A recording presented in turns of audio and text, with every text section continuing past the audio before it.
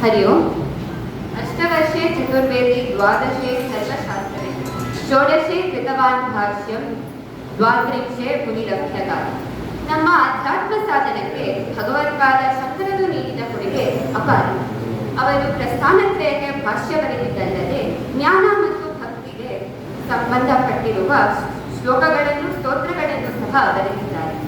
ಇವತ್ತು ಅವರು ಬರೆದಿರುವ ಏಕಿ ಶ್ಲೋಕದ ಪ್ರಸಂಗವನ್ನು ಅರ್ಥವನ್ನು ಸಹ ನಿಮ್ಮ ಮುಂದೆ ಹೇಳಲಿದೆ.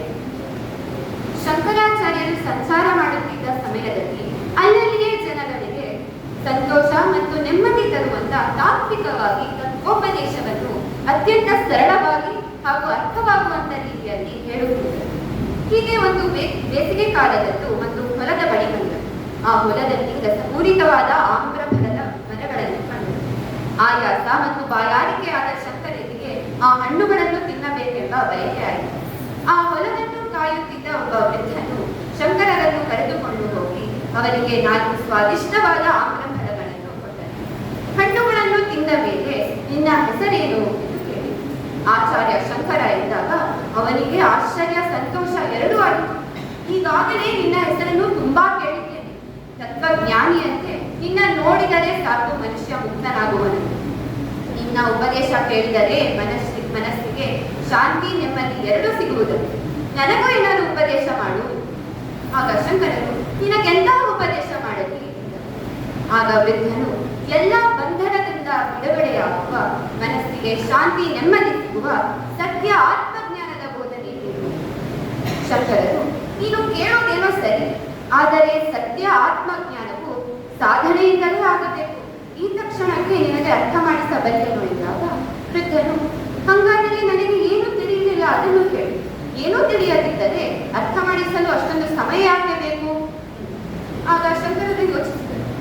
ವಯಸ್ಸಾದ ಶ್ರಮಜೀವಿ ರೈತ, ಶುದ್ಧವಾದ ಮನಸ್ಸು, ಬಂದ ಕೂಡಲೇ ತಿನ್ನಲು ಹಣ್ಣುಗಳನ್ನು ಯಾರು ಎಲ್ಲಿಂದ ಬಂದೆ ಏನಕ್ಕೆ ಏನೂ ಕೇಳಲಿಲ್ಲ. ಅಕ್ಷರ ಜ್ಞಾನವಿಲ್ಲದಿದ್ದರೂ ಹಸಿದ ಒಬ್ಬ ಮನುಷ್ಯನಿಗೆ ತಿನ್ನಲು ಕೊಡಬೇಕೆಂಬ ಜ್ಞಾನವನ್ನು ಅರಿತವನು. ಈತನಿಗಲ್ಲದೆ ಇನ್ಯಾರಿಗೆ ಎಂದು ಅವನಿಗೆ ಅತ್ಯಂತ ಸರಳವಾಗಿ ಯಾವುದೇ ತರ್ಕವಿಲ್ಲದೆ ಸಣ್ಣ ಸಣ್ಣ ಪ್ರಶ್ನೆಯನ್ನು ಕೇಳಿ ಅವನಿಂದಲೇ ಉತ್ತರವನ್ನು ಪಡೆದು ಅವನಿಗೆ ತತ್ವೋಪದೇಶವನ್ನು ನೀಡಿದರು. ಶಂಕರರು ಕೇಳಿದರು, ಹಗಲಿನಲ್ಲಿ ಜಗತ್ತನ್ನು ನೋಡಬೇಕಾದರೆ ಯಾವ ಬೆಳಕು ಬೇಕು? ಆಗ ವೃದ್ಧನು ಹೇಳಿದ, ಎಲ್ಲರಿಗೂ ಗೊತ್ತು, ಸೂರ್ಯನ ಬೆಳಕು ಬೇಕು. ಶಂಕರರು ಕೇಳಿದರು, ರಾತ್ರಿ ಯಾವ ಬೆಳಕಿನಿಂದ ಜಗತ್ತನ್ನು ನೋಡಬೇಕು? ಆಗ ವೃದ್ಧನು ಚಂದ್ರನ ಬೆಳಕು ಇಲ್ಲಾಂದ್ರೆ ದೀಪಗಳ ಬೆಳಕು ಇತ್ಯಾದಿ. ಆಗ ಶಂಕರರು ಕೇಳಿದರು, ಸೂರ್ಯ ಚಂದ್ರ ದೀಪಗಳನ್ನು ನೋಡಬೇಕಾದರೆ ಯಾವ ಬೆಳಕು ಬೇಕು? ಆಗ ವೃದ್ಧನು ನನ್ನ ಕಣ್ಣೇ ನನಗೆ ಬೆಳಕು. ಆಗ ಶಂಕರರು ಕಣ್ಣು ಮುಚ್ಚಿದಾಗ ಅಥವಾ ಸ್ವಪ್ನಾವಸ್ಥೆಯನ್ನು ನೀನು ಜಗತ್ತನ್ನು ನೋಡಬಹುದು. ಆ ಬೆಳಕು ಇದೆಲ್ಲದಕ್ಕಿಂತ ಶ್ರೇಷ್ಠ.